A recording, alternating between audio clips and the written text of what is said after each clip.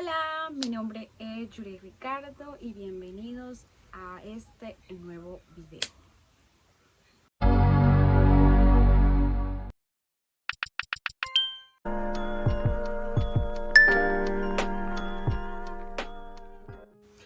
En el día de hoy corresponde algo que me suelen solicitar bastante en mi cuenta de Instagram, que me han pedido desde hace mucho tiempo y yo siempre publicaba historias. Bueno, lo voy a grabar, estoy grabando mi testimonio y la verdad es que intentaba grabarlo e intentaba, pero jamás se lograba, jamás podía como estructurarlo bien. Además sé que también estaba pasando por situaciones que no eran como que fácil de grabar este tipo de contenido. En el día de hoy tú vas a ver lo que va a ser la primera parte de la serie de mi testimonio. Esta primera parte corresponde a los temas de depresión, ansiedad y autolesiones.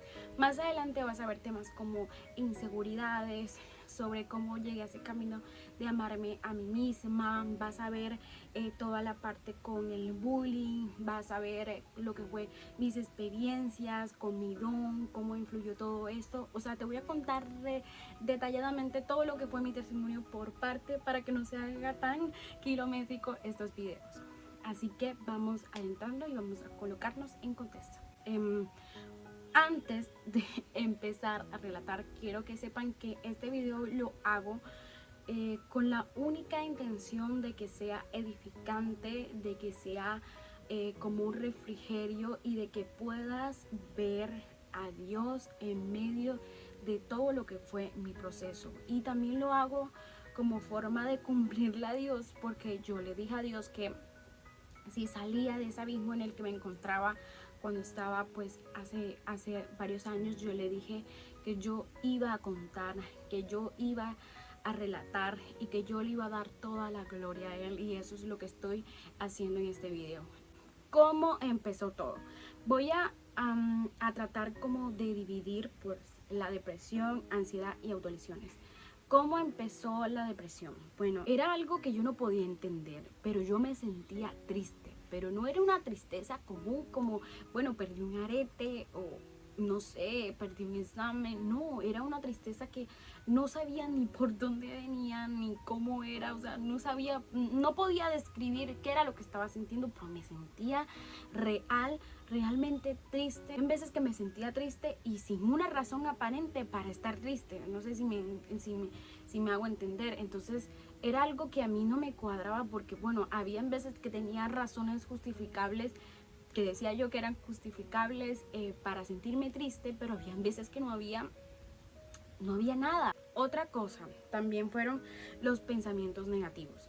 Empecé a pensar de mí, de todo lo que me estaba ocurriendo de una forma tan negativa, y de una u otra forma empecé a creerle a esos pensamientos y a esas voces que comencé a escuchar. Entonces el insomnio, no podía dormir, era algo que era tan fuerte que no podía dormir, y en ocasiones no quería dormir yo. Tenía muchas pesadillas que no quería dormir. Entonces a veces me tomaba pues qué, café o comenzaba a leer o hacía cualquier cosa para no dormir. Un sentimiento de desesperanza enorme. O sea, yo sentía que ya no había solución para aquello que me estaba ocurriendo. En ese momento, la Juliet de ese momento pensaba que no había ninguna forma y no había alguien que pudiera sacarme de donde yo me encontraba. No había solución. Otra de las, pues, de las alarmas de cómo empezó esto también fue las ganas de no querer vivir. No quería vivir. O sea, en mi corazón y en lo que yo era en ese momento, no. Muchas veces yo llorando le pedí a Dios y le decía, bueno, si tú existes, si dicen que eres real, yo te voy a pedir que tú me lleves contigo, porque no puedo más. Empezó la ansiedad. Bueno, la ansiedad empezó de una forma diferente. Creo que no puedo identificar o no puedo ver o no puedo como ser clara quién, o sea, cuál empezó primero, si empezó primero la depresión o empezó primero la ansiedad. La verdad no puedo tenerlo muy bien claro, entonces, pero creo que empezaron a la par. Creo que una conllevó a la otra y las dos se mezclaron en esa situación y pues fue una bomba. Entonces, la ansiedad empezó como ese desespero. Me sentía muy desesperada, demasiado. No, o sea, no podía estar en ninguna parte quieta, no podía estar tranquila. Era un sentimiento de intranquilidad, creo que así se le... No tenía paz, no tenía paz. Me sentía también muy perseguida. Sentía que las personas o sea, que las personas estaban en contra mía. Sentía que pues alguien quería hacerme daño. Me sentía que alguien venía a hacerme daño y me sentía perseguida. Tenía... Y algo que de verdad me atormentaba en el sentido de la ansiedad era que mi mente no paraba. Mi mente no paraba de pensar cosas que no eran y de... O sea, me imaginaba posibles escenarios y escenarios que no existían, pero me los imaginaba en mi cabeza con respecto a mí, con respecto a mi familia, con respecto a a los que me rodeaban, y eso era algo que a mí me atormentaba totalmente. Entonces, ¿cómo empezó las autolesiones? Bueno, las autolesiones, voy a ser un poco más explícita de cómo empezaron. Yo estaba pasando ya por lo de la depresión, por la ansiedad, ya estaba pues como, ¿cómo se le puede decir? Ya estaba pasando por estas situaciones. Entonces, recuerdo que en mi colegio llegaron a dar unas charlas preventivas que pues querían prevenir a los colegios, y creo que estaban haciendo diversas charlas en diversas instituciones de aquí de Cartagena. Y ese día nos tocó a nosotros como estudiantes de... Estaba en noveno. Sí, recuerdo que estaba en noveno. Entonces, estaban dando charlas preventivas y llevaron a una persona que se autolesionaba o relataron a alguien que se autolesionaba, no me recuerdo bien. Entonces esa persona describió totalmente cómo se sentía al autolesionarse, o relataron algo parecido a eso, y pues créanme, hay que tener mucho cuidado de las formas preventivas que se dan para que las jóvenes y los jóvenes no hagan algo. Desde ese día que fueron a dar esas charlas preventivas, activó una curiosidad en los jóvenes. Ese fin de semana yo pasé por diversas situaciones en mi casa, en mi hogar, que más adelante, un poquito más adelante voy a detallar más.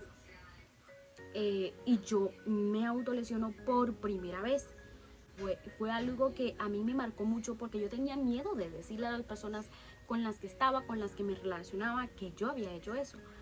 Cuando yo voy, me doy cuenta de que había muchas más personas que habían intentado lo mismo y que se normalizó en su momento, que como una curiosidad que se estaba satisfaciendo. Entonces era como, ok, esto no se había hecho para prevenir. ¿Por qué había desencadenado en los jóvenes la necesidad de experimentarlo? Entonces, esa fue como empezó lo que fue mis autolesiones, y en tipo más de emociones, pensamientos. Los pensamientos empezaron a rondar, y como que pequeñas frases, bueno, si lo haces, bueno, si lo intentas, de pronto es alguna forma de desahogo. También, bueno, la culpabilidad. En muchos escenarios de personas que he conocido que se autolesionan y demás, he llegado a la conclusión que hay muchas personas que se autolesionan porque quieren desahogarse, porque quieren como equilibrar ese sufrimiento emocional con el sufrimiento físico.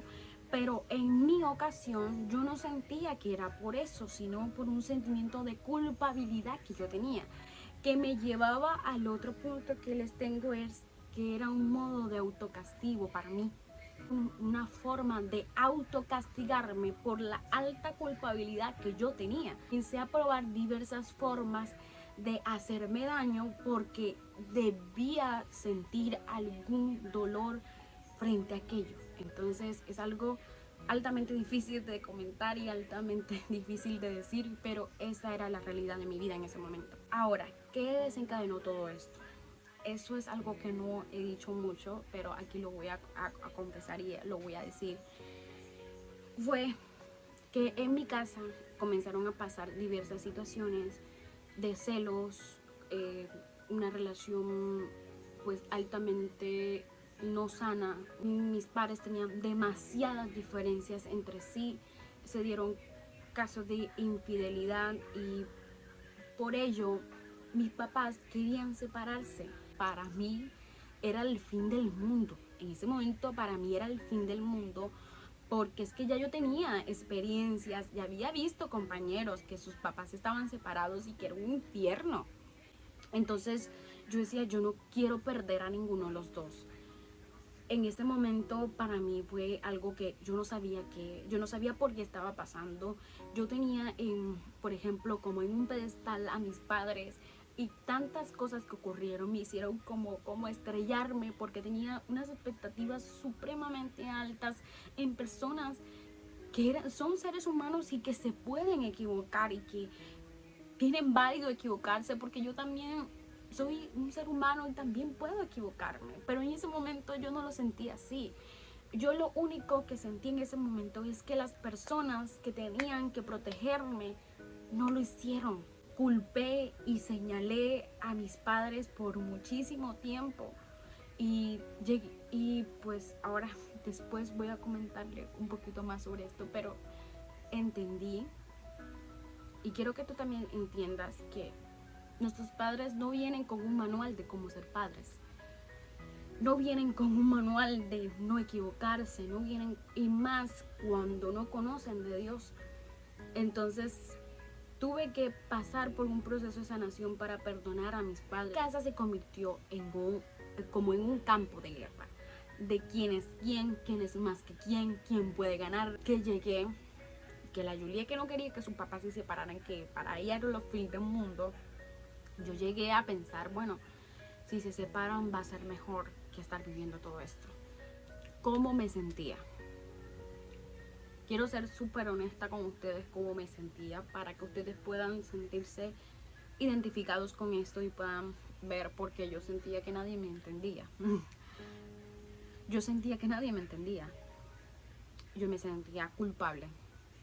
Me sentía altamente culpable. Yo sentía que todo lo que me estaba pasando, algo tenía que ver conmigo.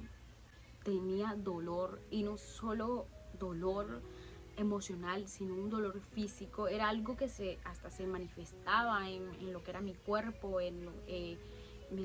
a veces me dolía demasiado la cabeza, a veces me dolían demasiado las piernas, sentía agotada, me sentía cansada de estar porque sentía que estaba luchando, que estaba remando, que estaba remando, que estaba remando y la corriente venía como con todas.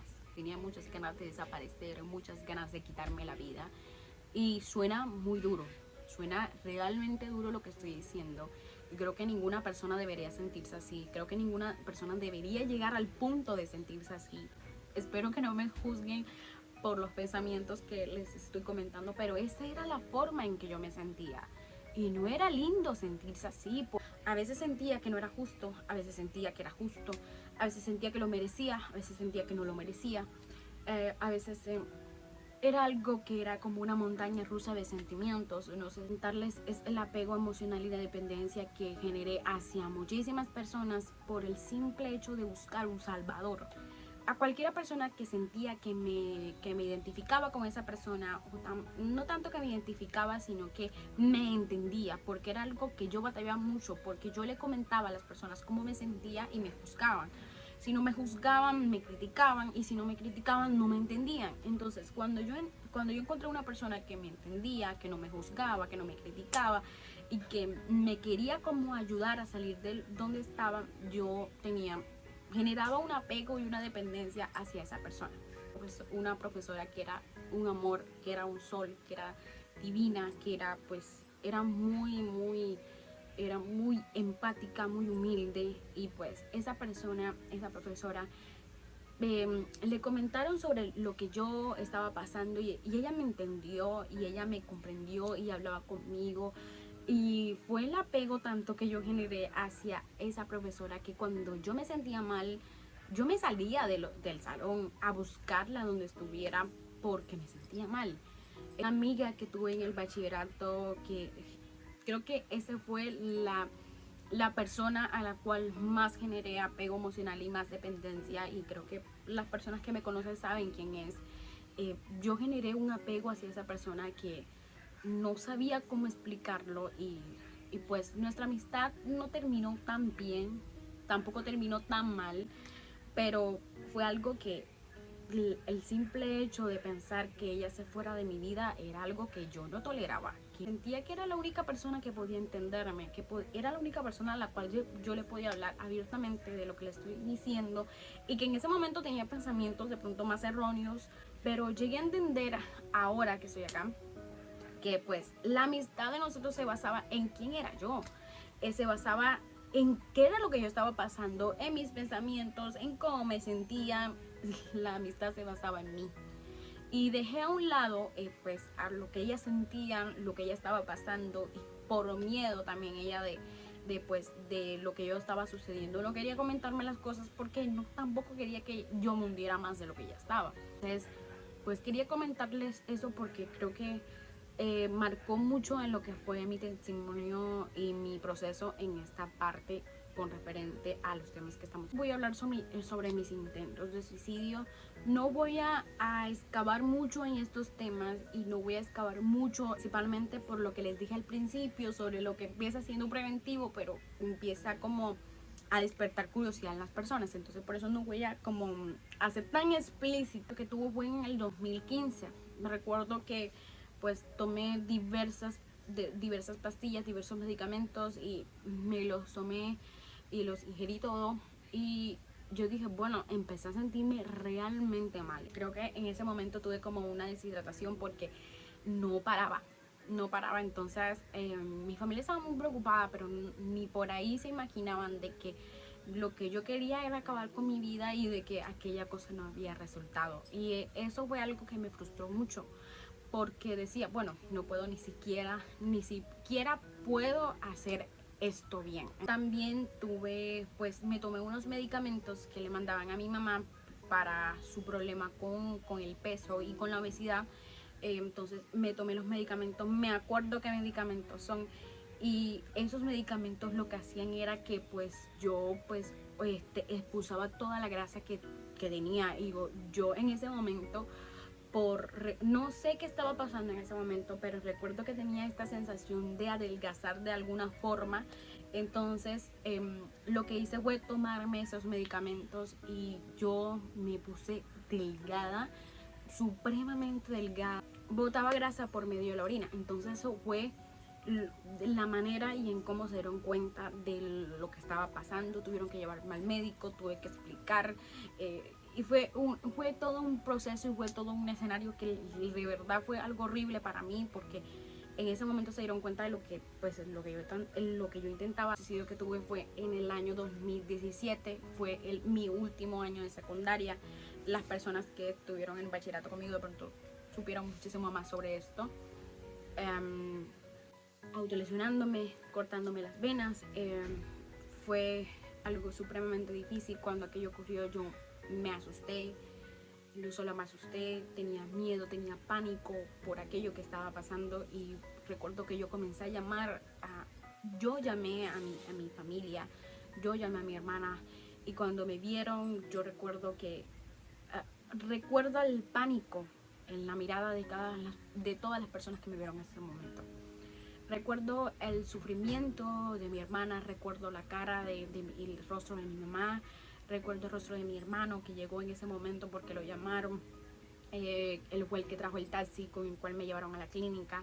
Recuerdo el sufrimiento de mi amiga que vivía muy cerca de donde yo vivía en ese momento. Recuerdo la cara el rostro de mi vecina, que fue aquella que me auxilió en ese momento. Bueno, fue muy difícil.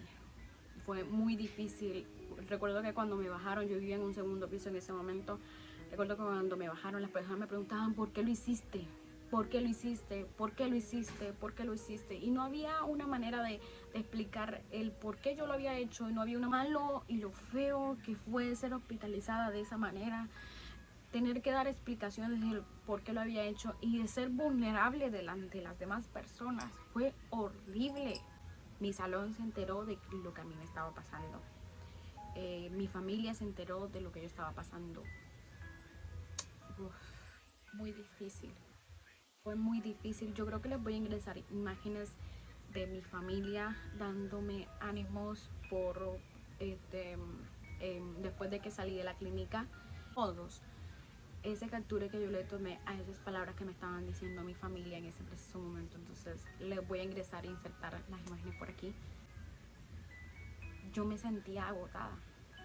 Después de que salí de la clínica psiquiátrica me sentía agotada. Sentía que pues que ya quería acabar todo, que quería pues ponerle fin.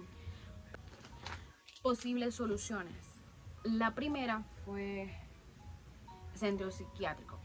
Bueno, aquí voy a ser un poco más explícita de cómo fue mi experiencia estando en un centro psiquiátrico. Bueno, ustedes saben que estuve en un centro psiquiátrico por un intento de suicidio. Al principio fue horrible. Cuando yo llegué ahí, llegaron otras personas que estaban como en crisis y fue horrible. Recuerdo que también me desmayé una vez porque había una persona que había entrado en crisis, había pues agarrado a una enfermera por el cuello. Entonces fue algo que no era, sentía que no era mi lugar, sentía que yo no debía estar allí, pero la forma en que me trataron y en que pues buscaron mi condición me hicieron sentir como si fuera, ¿qué? Como si fuera una persona desequilibrada. Psicólogos, bueno, tuve pocos psicólogos que me trataron, pero me sentía estancada cuando visitaba una persona, cuando visitaba un psicólogo. Me sentía altamente estancada. Sentía que no pasaba, que no surgía, que no había posibles soluciones, que no se me daba algo eficaz. También creo que no voy a juzgar a los profesionales de este campo, no voy a juzgar a aquellas personas que me trataron en su entonces, pero creo que también era la parte que yo no ponía, yo no colocaba de mi parte, no había voluntad propia para mí, para yo querer salir de eso. Entonces, otra cosa que quiero dejar muy claro, que no se puede, quiero dejar muy claro que no es bueno y quiero dejar muy claro que no es algo bíblico, pero quiero ser totalmente sincera y totalmente honesta y transparente con ustedes. A mi familia, a un familiar, le dijeron que había una persona que podía ayudarme, que había una persona que podía, pues, rescatarme, que había una como especie de un santero. Se le podría decir que era un santero. Nosotros llegamos, yo recuerdo que antes de yo ir a ese lugar, yo me hice un esguince en el pie. No sé si era el mismo Dios para que yo no fuera a ese lugar, pero pues con todo eso me llevaron. Fue una experiencia espantosa. Quiero decirles que fue una experiencia espantosa. Me sentí altamente atacada, me sentí altamente pues amenazada. Alrededor de la pantalla textos bíblicos que nos dan impuesta y nos dan una postura bíblica frente a estos temas para que ustedes sean conocedores de esto. Yo me sentí, y creo que mi mamá también se sintió muy culpable, porque aunque no éramos cercanas a Dios, sentíamos que aquello que habíamos hecho y que habíamos ido, sentíamos que estábamos defraudando a Dios. Todo se tornó peor de lo que estaba, entonces sí fue una X total. Lo último, la última pues la última posibilidad que a mi familia le quedaba, y que vino al cabo de un tío que comentó algo en su trabajo y una persona le dijo, bueno, hay una persona, habló sobre la iglesia en la cual estoy ahora. Es un barrio invisibilizado y un barrio popular aquí en Cartagena. Entonces, lo que hizo fue que mi tío nos llevó. Fue como última instancia, doloroso, altamente doloroso que tengamos que pasar por una cantidad de cosas para llegar a Dios y que tomemos a Dios como último cuando debería ser lo primero, pero así fue y estoy contando pues, el testimonio, estoy relatando el testimonio como fue. en definitiva lo que yo estaba buscando, en definitiva la solución a mi problema. Y eso va al otro punto. ¿Cómo fue mi primer encuentro con Dios? Quiero ser altamente honesta con ustedes, cómo fue mi primer encuentro con Dios. Yo llegué a ese lugar y yo recuerdo que el pastor, nuestro pastor, nos llamó y la iglesia estaba llena y habíamos llegado como un poco tarde. Entonces la iglesia estaba llena y quedamos en lugares diferentes de la iglesia. Y el pastor nos llamó, pues, tú y tú. Quizás no sean familia, porque de pronto están alejados o uno se sienta al lado del otro, pero uno no es familia. Pero el Espíritu Santo me hizo que los llamara a ustedes. Nos pasan hacia adelante. La verdad es que yo estaba como en un modo avión. Yo estaba en modo avión porque era una experiencia totalmente nueva. Ya había ido a iglesias, pero no había sentido aquello que estaba sintiendo en esa iglesia. El pastor nos dijo, pues, él comenzó a decir unas cosas que el Señor, que Dios y que el Espíritu Santo le estaba diciendo. Y recuerdo que mi mamá comenzó a llorar porque era lo que nosotros estábamos pasando. Aquellas personas no sabían que nosotros íbamos para ese lugar. Como tal, no sabían que uno iba porque uno no había llamado a nadie. Entonces, fue para mí algo que jamás había vivido. Una persona que no me conocía, que no sabía nada de mí, estaba relatando mi vida. Yo decía, ¿cómo esa persona puede saber qué era lo que yo estaba pasando si no me conoce? Thor nos respondió, yo tal vez no los conozco, pero Dios sí. Recuerdo que yo cerré mis ojos por aquello que estaba sintiendo en ese momento y yo comencé a ver como algo blanco, empecé a ver algo blanco y, y yo recuerdo que yo me arrodillé en ese preciso momento porque era la presencia de Dios que quebrantó totalmente mi corazón. Yo empecé a ver como empecé a como a escuchar cánticos. No sé si en ese momento el Ministerio de Alabanza empezó a ministrar, pero yo empecé a escuchar cánticos en ese momento que para mí eran como celestiales. Y yo arrodillada estaba viendo como en esta posición y yo estaba viendo los pies de alguien. Escuchaba como unas campanas y estoy siendo lo más honesta y estoy siendo lo más explícita porque he comentado en algunas partes esto, pero no de la forma que lo estoy comentando aquí. Y lo primero que Dios me dijo en ese momento era una respuesta a una pregunta que yo le había hecho todo mi proceso. ¿Dónde estabas, Dios? Porque a mí, cuando las personas empezaron a conocer y a saber de lo que yo estaba pasando, bueno, me decían, refúgiate en Dios. Y cuando yo estaba sola, yo le decía, Dios, ¿dónde estás? Sentí mal porque yo decía, no, aquel Dios que ustedes dicen, no dicen ustedes que se conduele del sufrimiento, no dicen ustedes que es empático, no dicen ustedes que dio la vida por uno.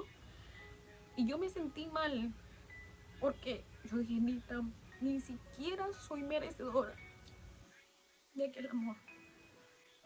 Porque ¿dónde está Dios cuando yo me estoy muriendo? ¿Dónde está Dios cuando yo estoy sufriendo? ¿Dónde está Dios cuando yo me quiero desaparecer? ¿Dónde está Dios cuando mis fuerzas fallan? ¿Dónde está Dios cuando ya no puedo más? ¿Dónde está? Yo recuerdo que una vez le dije, si tú existes,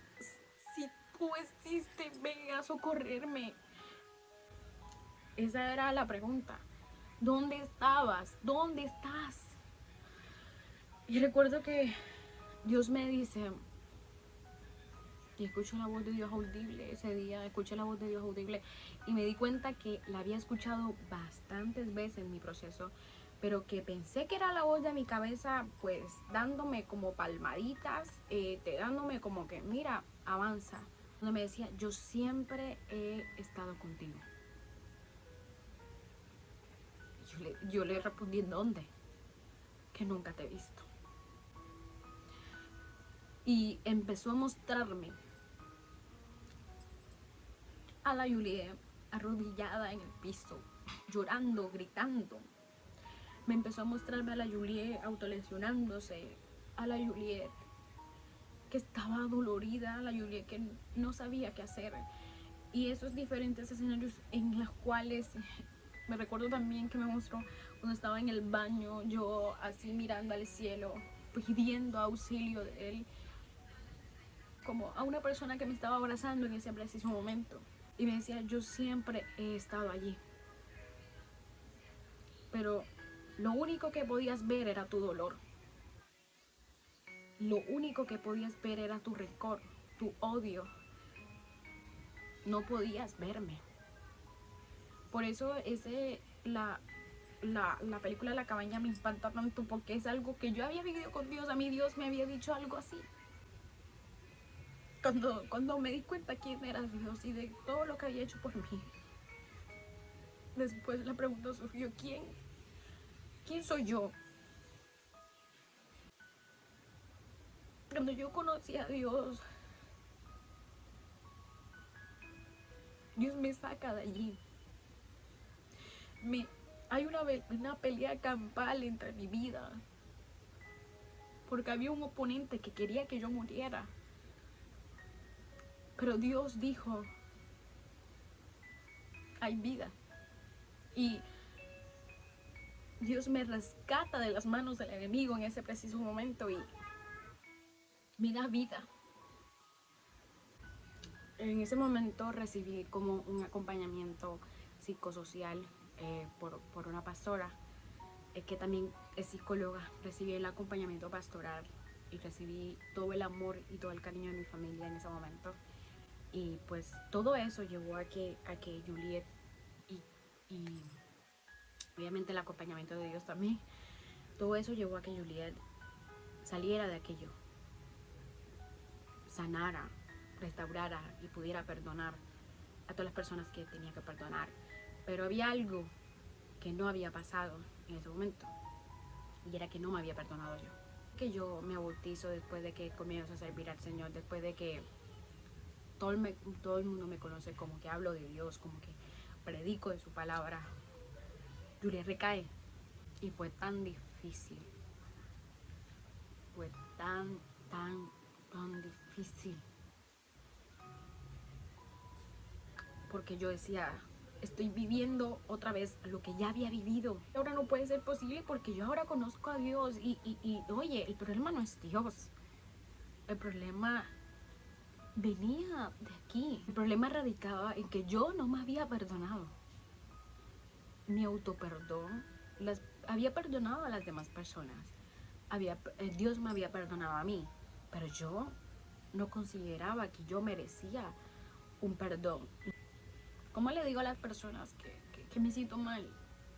Porque mi familia sentía que no podía concebir que estaba mal.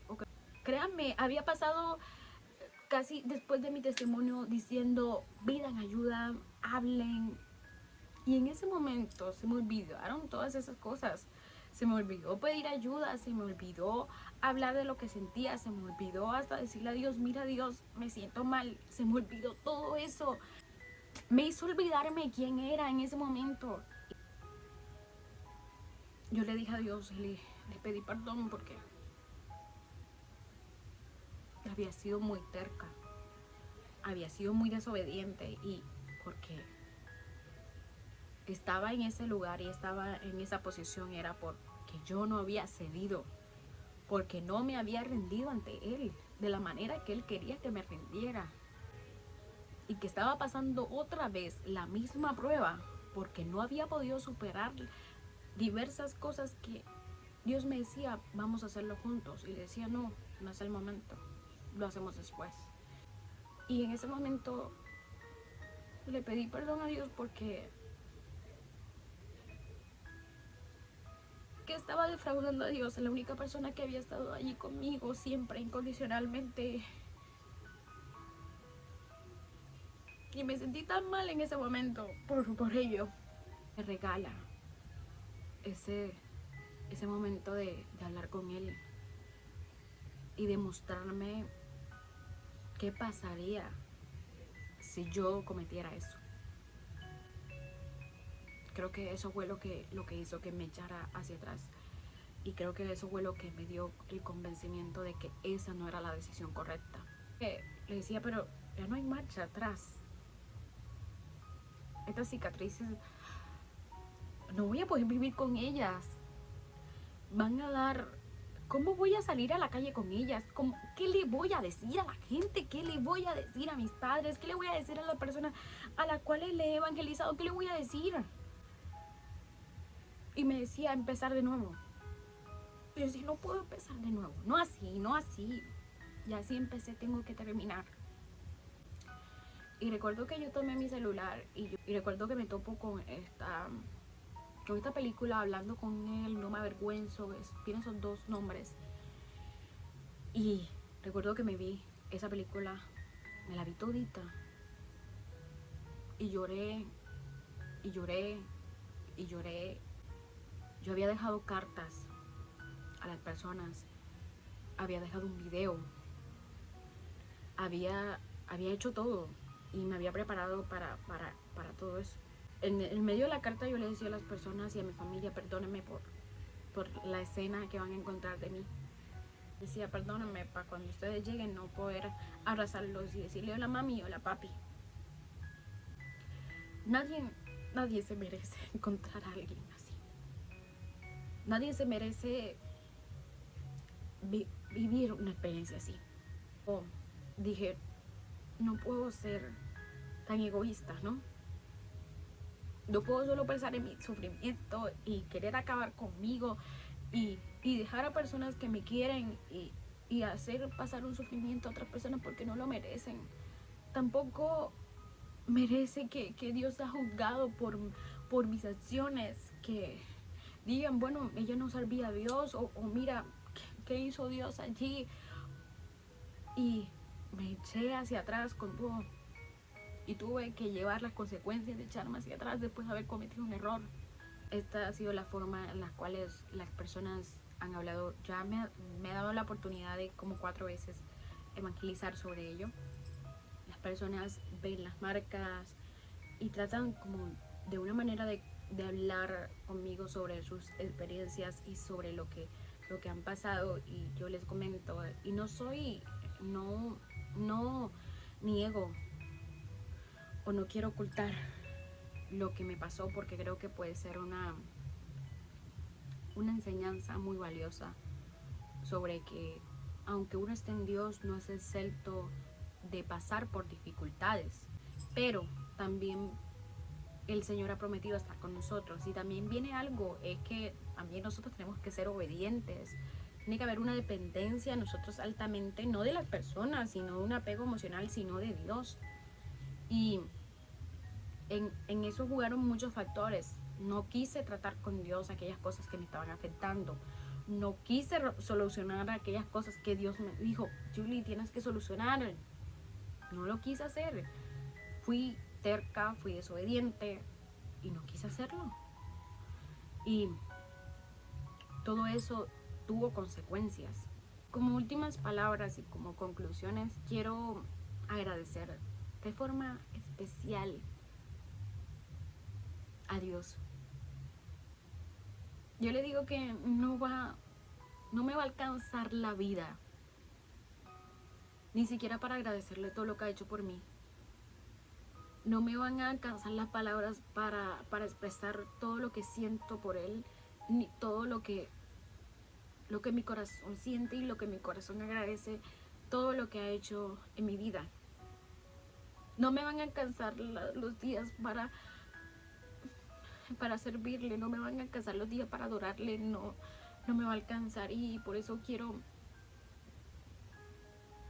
hasta mi último respirar hablar de su perfecto amor y compartir este hermoso regalo que he recibido con todas las personas. Dios para mí lo ha sido todo. Dios ha sido mi amigo, ha sido mi padre, ha sido mi confidente, ha sido mi consuelo, ha sido mi pastor, ha sido mi pronto auxilio, lo ha sido todo. Y cuando creí que no había solución y que no había esperanza para mí, Dios me dio una nueva esperanza y Dios me dio una nueva vida y estaré eternamente agradecida con Él. Quiero también hacer unos agradecimientos especiales a unas personas que han sido muy claves en mi proceso. A mi pastora, Milagro García. La amo y la quiero muchísimo y ha sido tan especial conmigo, que ha sido una madre espiritual para mí. Mi pastor Luis Felipe Miranda también ha sido un ejemplo de fe y de perseverancia y liderazgo para mí. Mis padres, Odilia Manjarres y Nelson Ricardo, han sido un apoyo tan incondicional en mi vida y yo los amo tanto y les pido perdón por las veces que he sido un poco terca y un poco desobediente, pero los amo porque fue difícil, fue complicado y he visto situaciones donde los papás han dejado su suerte a los hijos, bueno, y ya no hay forma que hacer, y lo vi muchas veces en el centro psiquiátrico y lo sigo viendo en muchos aspectos académicos también, pero no, mis papás lucharon, mis papás perseveraron y no me dejaron, lucharon hasta el final y le quiero decir que gracias por no rendirse conmigo, gracias por seguir allí, por no abandonarme, porque a pesar de todo lo que vivimos, yo he visto el amor de Dios a través de ustedes. Han sido mi mayor ejemplo, mi mamá ha sido el mayor ejemplo de fe y de perseverancia y de servicio a Dios. Y le doy las gracias a Dios por los padres que me tocó y yo le dije una vez a Dios, si me das la oportunidad, o sea, si tuviera la oportunidad, yo los volviera a escoger a ellos. Le quiero dar las gracias a mi hermana, a mi hermano también, porque mi hermana ha sido tan especial. Mi hermana, con todo el proceso, sentía mucho miedo por todo lo que estaba pasando, pero mi hermana se quedaba conmigo a pesar de que tenía tanto miedo, pero se quedaba conmigo y pasó tantas cosas, porque cuando yo tuve el intento de suicidio, que tuve hospitalizada, ella fue la que me encontró, la primera que me vio y la que ha pasado por tantas cosas y que ha pasado por tanto miedo de perderme. Pero mi hermana ha sido tan valiente y tan madura en tantos aspectos.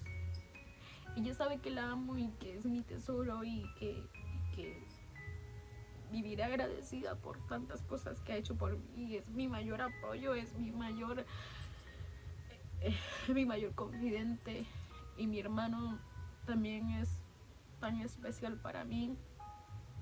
Mi hermano sabe cuánto lo amo y cuánto lo quiero y que anhelo y deseo que conozca a Dios como lo conocemos nosotras. Mis abuelos, mis abuelos paternos y mi abuela materna, gracias a mis primas, a Lady, a Gregorita, a Caterine, a mis demás primas, gracias a mis primos, gracias a mis tías, gracias a mi tío Carlitos, porque él fue el instrumento que Dios utilizó para que yo llegara al evangelio, y gracias a todas aquellas personas que han servido de fe para mí, gracias a Yervano Hernán, que ha sido una pieza clave también en mi proceso, gracias a mi amiga Migley, y gracias a todas las personas que ahora no sé, pero gracias por ser tan especial conmigo, por demostrarme su amor, por demostrarme su cariño, por ser tan perseverantes conmigo, por tampoco rendirse conmigo. De verdad, gracias, les doy infinitas gracias a todos ustedes. Todo lo quise hacer como prevención, como dando testimonio a Dios, como lo prometí. Quiero hacer un llamado a que cuidemos nuestra salud mental, creemos espacios de diálogos y espacios académicos donde podamos ver, donde podamos hablar con nuestros jóvenes y prevenir estos casos, y podamos ser apoyo y fedes para otra persona. yo quiero dejar explícito aquí en que si una persona está pasando por aquello que yo pasé, la verdad es que yo estoy dispuesta a hablar, yo estoy dispuesta a dialogar, tratar de conectar a esa persona con un profesional que pueda ayudarle y tratar de conectar a esa persona también para que tenga un acompañamiento pastoral, un acompañamiento espiritual en ese proceso. Así que si estás pasando por eso, quiero que recuerdes que no estás solo, que no estás sola en lo que esté sucediendo y que Dios está allí, que Dios, yo soy la prueba viva de que eso sí es real. Dios está con nosotros y de pronto te topaste con este video y el recordatorio que necesitas. No estás sola, no estás sola, no tomes decisiones equivocadas y si estás en ese preciso momento, puedes escribirnos en los comentarios o también puedes hablarme por mi Instagram, que también estoy también presta a escuchar. Te voy a dejar también mis redes sociales por aquí, mi Instagram, para que puedas hablarme. O pues, y Dios fue la pieza más importante en mi proceso y en mi sanidad y mi milagro. Creo que eso es todo. Creo que este video quedó como largo. Espero que puedan verlo completo. Espero que sirva a ustedes como un recordatorio de que Dios existe, como un recordatorio de que Dios es bueno y que Dios puede hacer milagros y que Dios puede hacer hasta lo imposible. Que lo imposible puede hacer lo posible. Perdonen si lloré, pero la verdad es que toca telas sensibles en mí y pues mi eterno agradecimiento también me hace llorar también. Nos vemos en un próximo video.